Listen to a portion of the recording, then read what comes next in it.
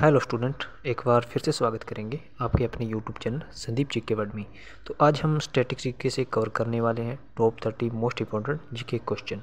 अगर इससे पहले आपने प्रैक्टिस सेट 14 तक नहीं देखे हैं तो उनकी प्लेलिस्ट भी उपलब्ध है, आप जाकर उससे भी देख सकते हैं। वेरी मोस्ट इंपॉर्टेंट क्वेश्चन है, वो हमने छाँट कर आपको करवाए हैं ताकि आप अपनी तैयारी को और बेहतर व मजबूत कर सकें।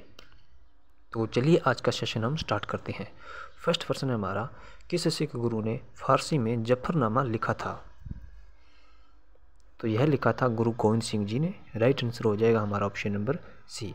यह लिखा था औरंगजेब को गुरु गोविंद सिंह जी ने।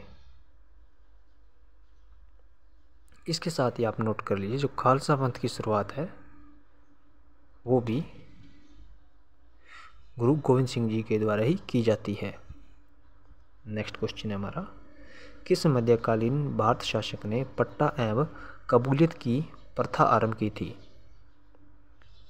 तो यह की थी शेरशाह सूरी ने। तो राइट आंसर हो जाएगा हमारा ऑप्शन नंबर बी। इसके साथ ही आप नोट कर लीजिए, भारत में सड़क निर्माण का जनक है वो किसके लिए कहा गया है? तो वो भी शेरशाह सूरी के लिए ही कहा गया है। और इसके साथ ही जो हुमायूं के साथ इसके दो प्रमुख युद्ध होते हैं, एक कन्नौज का युद्ध 1540 में और एक सेकंड युद्ध था इसका,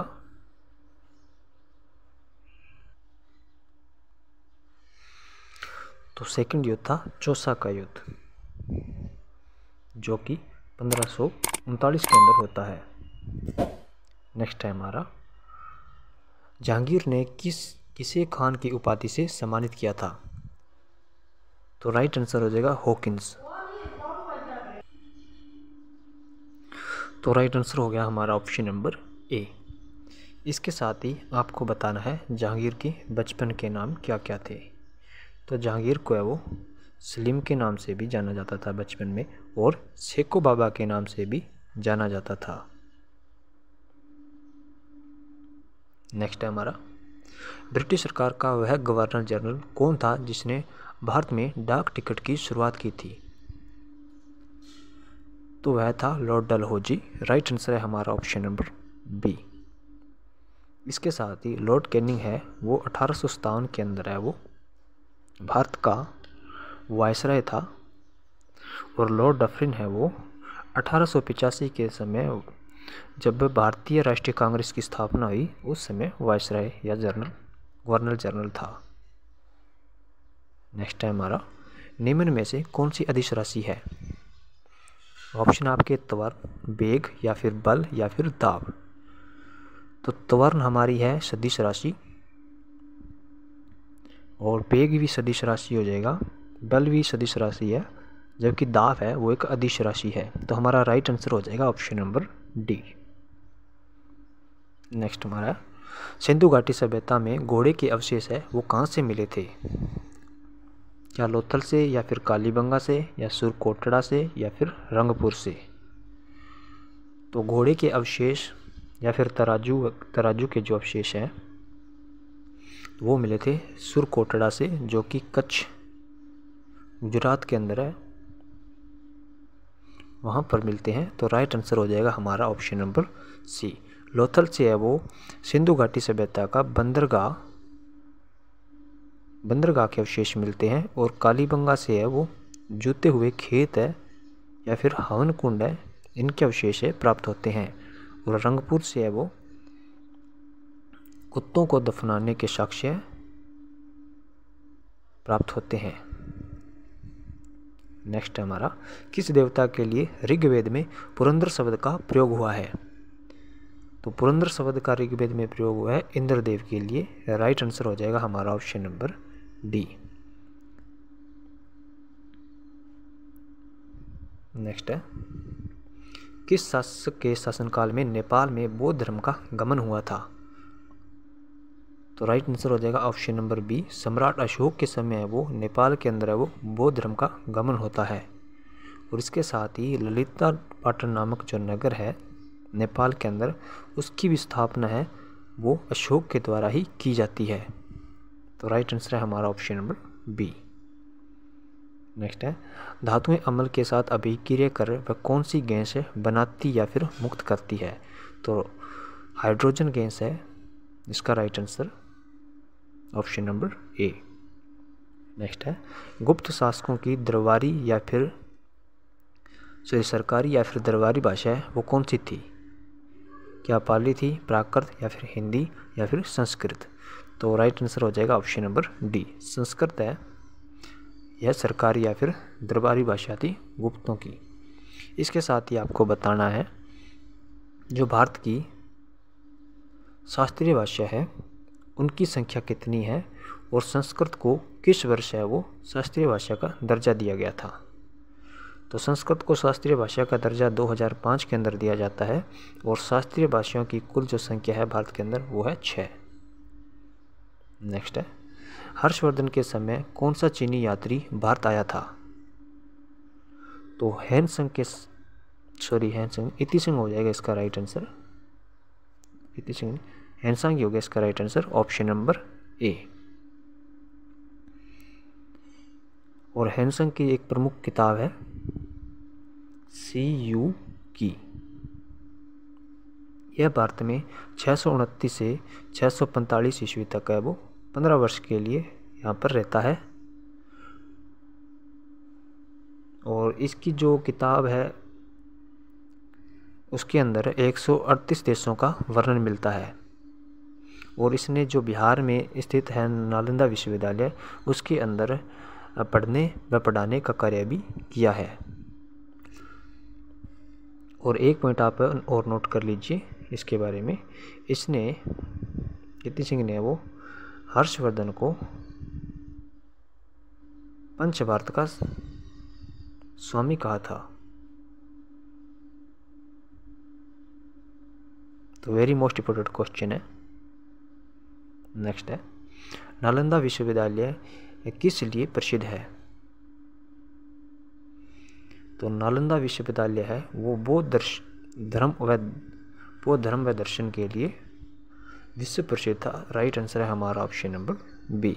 और इसका जो निर्माण है वो कुमारगुप्त के द्वारा करवाया जाता है और इसको जो जलाने का कार्य है वो अलाउद्दीन खिलजी के द्वारा किया गया था।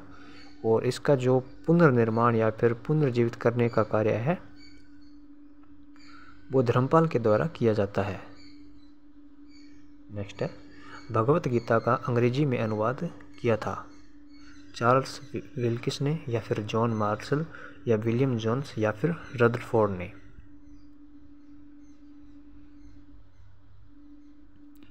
तो राइट आंसर है चार्ल्स विल्किंस। राइट आंसर है हमारा ऑप्शन नंबर ए। नेक्स्ट है, किसे द्वितीय अशोक कहा जाता है? तो द्वितीय अशोक है वो हर्षवर्धन के लिए कहा गया है। राइट आंसर है हमारा ऑप्शन नंबर डी।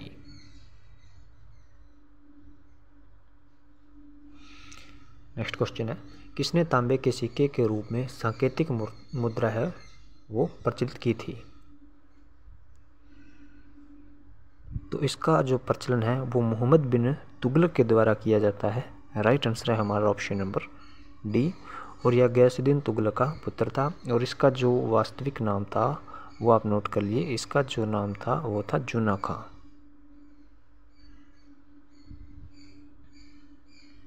नेक्स्ट है, किसने अपने आप को खलीफा घोषित किया था? ऑप्शन है मुबारक शाह खिलजी या इल्तुतमिश या फिर गजनवी या फिर मोहम्मद गोरी। तो खलीफा जिसका अर्थ होता है ईश्वर का प्रतिनिधि, तो यह खुद को घोषित किया था मुबारक शाह खिलजी ने, जो कि अलाउद्दीन खिलजी का पुत्र था। तो राइट आंसर हो जाएगा हमारा ऑप्शन नंबर ए। नेक्स्ट है, अकबर द्वारा किसको जरी कलम की उपाधि से अलंकृत किया गया था?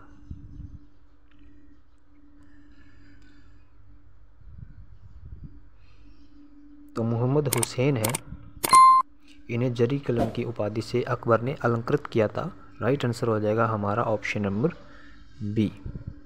जरी कलम का जो अर्थ होता है वो इसका अर्थ होता है सुनहरी कलम। और मोहम्मद हुसैन है ये अकबर के दरबार में एक प्रमुख साहित्यकार था।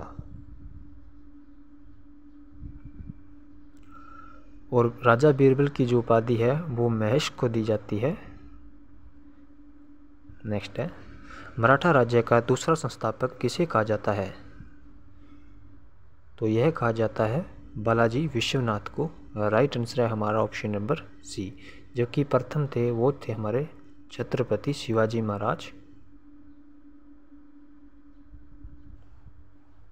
नेक्स्ट है, अच्छा शासन है वो स्वशासन का स्थापन नहीं है, यह प्रसिद्ध कथन है वो किसका था? तो यह प्रसिद्ध कथन था दयानंद सरस्वती जी का। राइट आंसर है हमारा ऑप्शन नंबर सी। इन्होंने 1828 के अंदर है वो आर्य समाज की स्थापना की थी। इसके साथ ही इनके द्वारा एक समाचार पत्र या फिर पत्रिका का भी प्रकाशन किया जाता है जिसका नाम था संवाद कौमुदी। और एक फारसी के अंदर अखबार का प्रकाशन किया जाता है मिरातुल्ला। तो वेरी मोस्ट इंपॉर्टेंट क्वेश्चन है, ये सभी पॉइंट आप नोट कर लीजिए। नेक्स्ट है, a national is in the making पुस्तक है, ये किसने लिखी थी? तो यह लिखी थी सुरेंद्र नाथ बनर्जी ने। राइट आंसर है हमारा ऑप्शन नंबर सी। नेक्स्ट है, बनारस हिंदू विश्वविद्यालय के संस्थापक है वो कौन थे? मदन मोहन मालवीय या फिर डॉक्टर राधाकृष्ण या डॉक्टर राजेंद्र प्रसाद या फिर कुंवर सिंह? तो इसका जो राइट आंसर हो जाएगा वो हो जाएगा मदन मोहन मालवीय जी ने बनारस हिंदू विश्वविद्यालय की स्थापना की थी सन 1916 के अंदर। तो हमारा राइट आंसर है ऑप्शन नंबर ए। इसके साथ ही इनका उपनाम भी आप लिख लीजिए, महामना इनका उपनाम है। और कुंवर सिंह है ये उत्तर प्रदेश से 1857 ईस्वी की क्रांति का वो प्रारंभ करते हैं या फिर नेतृत्व करते हैं। नेक्स्ट है, सोम प्रकाश नामक समाचार पत्र है वो किसने शुरू किया था? तो सोम प्रकाश नामक ये समाचार पत्र है यह बंगाली राजनीति का प्रथम समाचार पत्र था और इसका प्रकाशन है वो द्वारकानाथ विद्याभूषण के द्वारा किया जाता है। राइट आंसर है ऑप्शन नंबर सी। नेक्स्ट है, निष्क्रिय विरोध का सिद्धांत का प्रतिपादन है वो किसने किया था? तो निष्क्रिय सिद्धांत का विरोध का जो सिद्धांत है ये इसका प्रतिपादन है वो अरविंद घोष के द्वारा किया जाता है। राइट आंसर है ऑप्शन नंबर बी। नेक्स्ट है, वर्षा की बूंदें हैं वो गोलाकार होती है, इसका मुख्य कारण क्या है? जल का घनत्व या पृष्ठ तनाव या फिर गुरुत्वाकर्षण बल या फिर वायुमंडलीय दाब? तो वर्षा की जो बूंदें हैं उनका गोल होने का मुख्य कारण है पृष्ठ तनाव। राइट आंसर है ऑप्शन नंबर बी। और जल का घनत्व है ये होता है 4 डिग्री सेल्सियस। नेक्स्ट है, आधुनिक इतिहासकार जिसने 58 के विद्रोह को स्वतंत्रता की पहली लड़ाई कहा था यह किसका कथन था?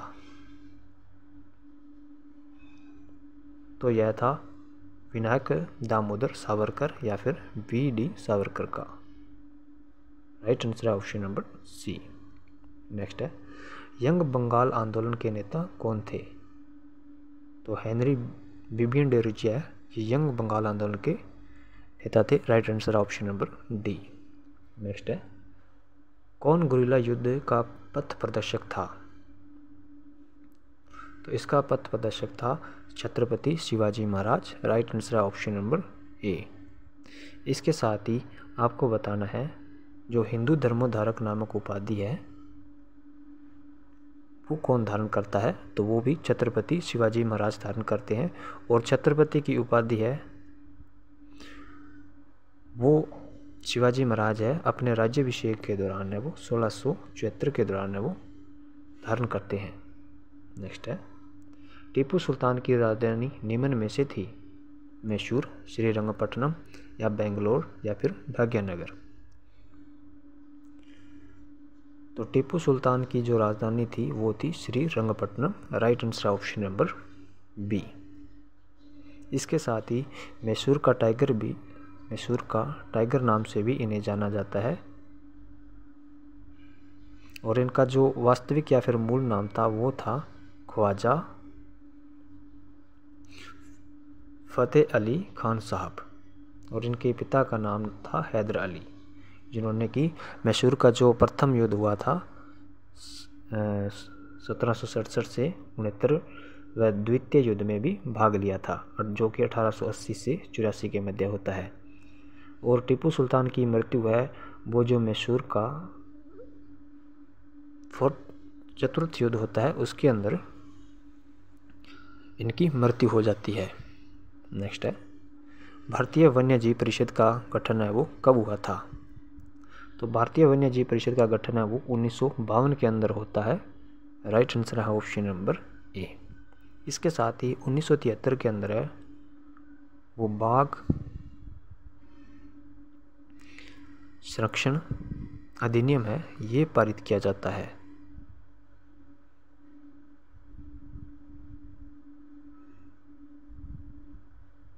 सॉरी 1972 में नहीं होगा, बाघ संरक्षण अधिनियम है वो 1973 के अंदर, हाँ ये सही आपका, बाघ संरक्षण परियोजना ये 1973 के अंदर पारित की जाती है। और 1972 के अंदर है वो वन्य जीव संरक्षण अधिनियम है वो पारित किया जाता है। नेक्स्ट है भारतीय